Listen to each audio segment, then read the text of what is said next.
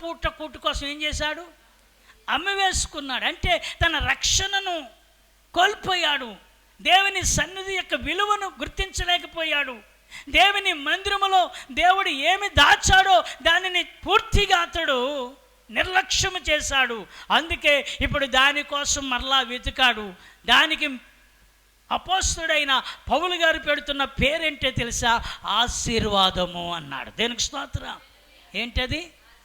ఆశీర్వాదము. ఎస్, నిజమే.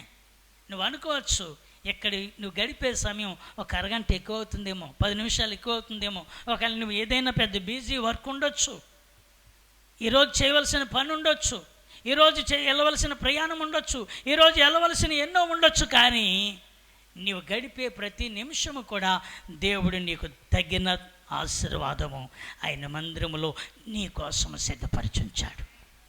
దేవునికి స్తోత్ర. వాళ్ళు ప్రారంభించారు. ఏంటి?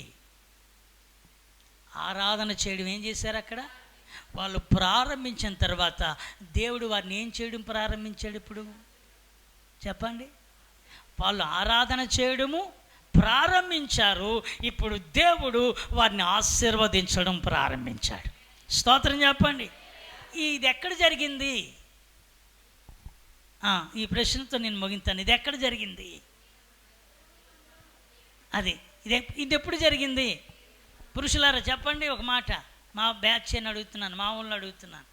పర్లేదు, గట్టిగా చెప్పండి. ఎక్కడ జరిగింది? ఎస్, ఎక్కడ? దేవుని మందిరంలో వారు ఏం చేయడం మొదలెట్టారు? హిజ్కియా చెప్పినట్లుగా ధూపం వేయుటకును పరిచర్య చేయుటకును ఆయన సన్నిధిలో నిలిచి ఉండుటకును వారు ఎప్పుడైతే శ్రద్ధ వహించారో, ఇప్పుడు వాళ్ళ ఆరాధన ప్రారంభించబడిన తర్వాత దేవుడు దీవెన ప్రారంభమైపోయింది. స్తోత్రం చెప్పండి. ఇదిగో నేను అంటాను, నువ్వు ఎక్కడికి వచ్చి ఆరాధన ప్రారంభించావా, దేవుడు నిన్ను బహుగా దీవించడానికి ఆయన సమృద్ధిగా నీకు ఏది ఇవ్వాలో ఆయన ఇస్తాడు. సమాధానం ఇవ్వాలన్నా, క్షేమం ఇవ్వాలన్నా, ఆయుష్ ఇవ్వాలన్నా, ఆరోగ్యం ఇవ్వాలన్నా, అభివృద్ధి ఇవ్వాలన్నా, కుటుంబంలో నెమ్మది ఇవ్వాలన్నా అది ఎవరికి సాధ్యము?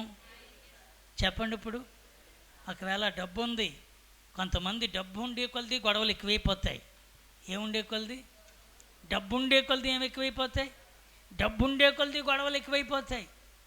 ఇప్పుడు డబ్బు గొడవలు తెచ్చి గొడవలను మాన్పిందా పెంచిందా? చెప్పరే. డబ్బు గొడవలను పెంచుతుందా చల్లారుస్తుందా? కొంతమంది డబ్బు ఉంది కదా మాకేమనుకుంటే సమస్యలన్నీ డబ్బున్న దగ్గర ఎక్కువ ఉంటాయి. ఈరోజు నేను ఒక వార్త చూశాను. 2026 వచ్చిన తర్వాత దాదాపుగా ఈ రోజుకో నిన్నటికో 526 మందిని పురుషుల్ని చంపేశారంట, ఆడవాళ్ళు భర్తల్ని.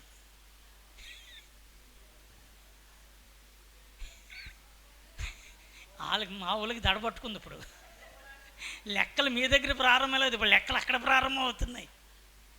ఏమండి, ఒక సైకాలజిస్ట్ని ఒక ఆవిడ అడుగుతుంది, సమత టీవీయా సుమా ఆవిడ అడుగుతుంది, ఆయన అడుగుతుంది, సార్ ఎందుకు ఇలా జరుగుతుంది, అసలు దీనికి కారణాలు ఏంటి? ఇదివరకు ఎక్కడో అసలు సర్వసాధారణంగా ఎక్కువ స్త్రీలు హతులయ్యేవారు, స్త్రీలు ఎక్కువగా చంపబడేవారు, స్త్రీలు ఇలా ఫ్యామిలీలు ఎలాగయ్యాయి. కానీ ఈరోజు ఎక్కువ పురుషులు చచ్చిపోతున్నారు. పురుషులు మామూలుగా కాదట, ఘోరంగా. ఈరోజు ఇంకోటి విన్నాను, పాల్లో విషం కలిపి మత్తుమాతలు కలిపి పాల్లో మత్తుమాతలు కలిపి పాలు ఇచ్చి దుప్పటి కింద నుంచి పావును వదిలిందంట. అర్థమైందా? ఎక్కడి నుంచి? దుప్పట్లో ఏం వదిలింది? దుప్పట్లో పాము వదిలింది. ముందేమిచ్చింది? పాల్లో మత్తుమాతలు వేసింది, తాగాడు, భర్త పడుకున్నాడు. ఇప్పుడు దుప్పటి తెరిచి ఏం వదిలింది అంటే ఏది కుట్టిందని కేసు క్లోజ్ అయిపోతుంది. పాము కుట్టిందని. సహోదరులారా, వీళ్ళందరూ భేదాలు అనుకుంటున్నారేంటి?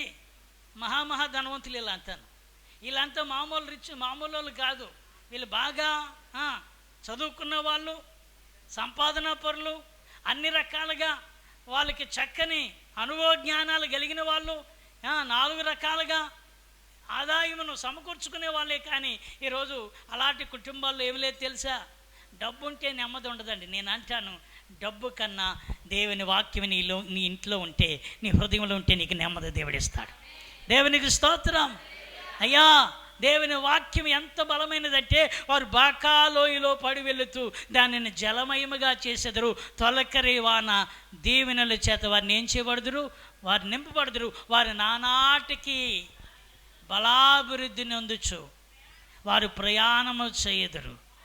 వారిలో ప్రతివాడును సియోనులో దేవుని సన్నిధిని ఏం చేయబడతారట? కనబడును. స్తోత్రం చెప్పండి.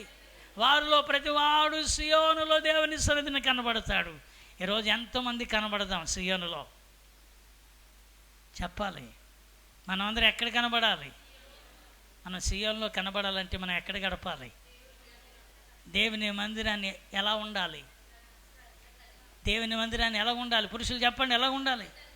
నేను అంటాను, రేపు మంగళవారం కూటం ఆడోళ్ళ కంటే మగోళ్ళే ఎక్కువ ఉండాలి. స్తోత్రం చెప్పండి. ఆడవాళ్ళ కూటం అనుకోకండి, ఇది ఎవరి కూటం? దేవుని స్తుతించే కూటం. ఆమెను చెప్పండి, ఆమెను చెప్పండి. ఆమెను అనరే అంటే రావనా? మిమ్మల్ని అనమంటలేదు, మా వాళ్ళు అనమాట.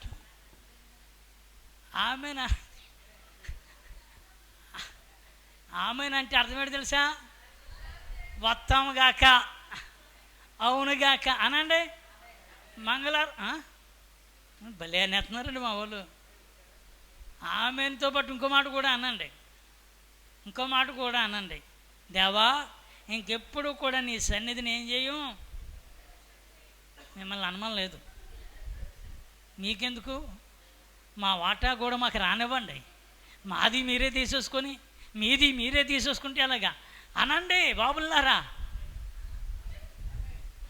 మోస చెయ్యొద్దు, సామ్యాలు చెయ్యొద్దు నాయనా. ఇక మీదట మేము కూడా నీ మందిరములో ముందుగా ఉందుముగాక, ప్రతి కూటములో ముందుగా ఉందుముగాక.